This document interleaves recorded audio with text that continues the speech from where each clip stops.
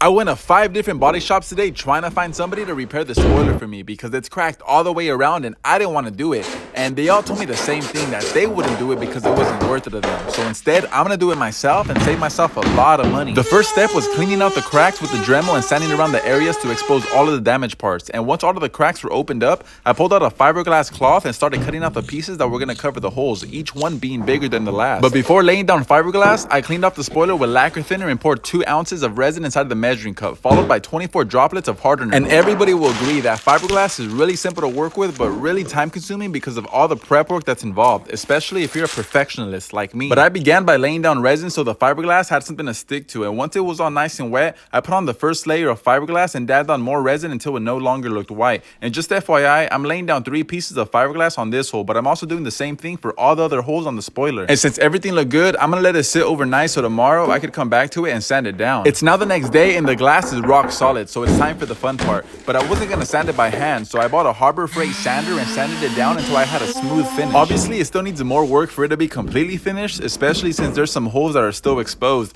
But little by little, this thing is starting to come together and looking good.